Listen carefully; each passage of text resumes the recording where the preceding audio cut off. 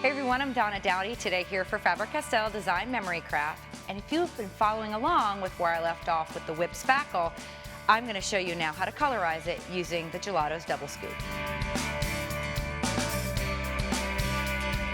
So I have an already dried canvas here, already prepped with the whip spackle, and I want to add some color to it. So the Gelato's Double Scoop, they're a bit wider than your regular gelatos, and you can get a lot more surface coverage with it. So I'm going to go ahead and take that cap off and just scribble like you're a kid in kindergarten. Just scribble across the background here. And I'm going to add this whole canvas full of color, and then we'll come back and blend.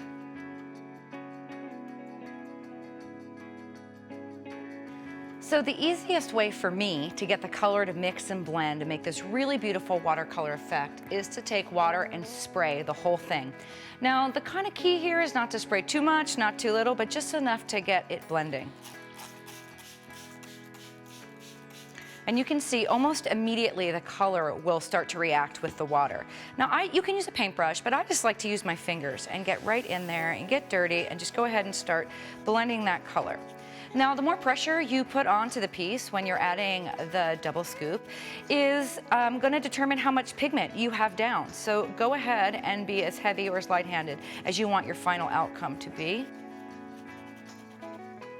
So I've got a lot of color saturation there. I'm just going to you could take a paper towel or a baby wipe. I'm just going to blot some of that color away for some added texture.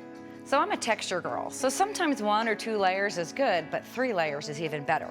So I'm gonna go in with some Texture Luxe. Now this is the gold, and you can add any color that you'd like, but this is just gonna give it a little pop, a little shimmer around the edges. And I'm gonna use a palette knife again, just like I had done with the whip spackle here. And I'm just gonna use a lot less. In this case, a little goes a long way. So I'm just gonna take a little of that, and I'm gonna just gently kind of grunge it up a little around the edges, and because I have all this beautiful texture that the stencil left behind, I can grip on all the nuances. I think we can go a little bit further. So I'm gonna go ahead and use the texture gems, and I'm gonna make the dots in the center of the poppy.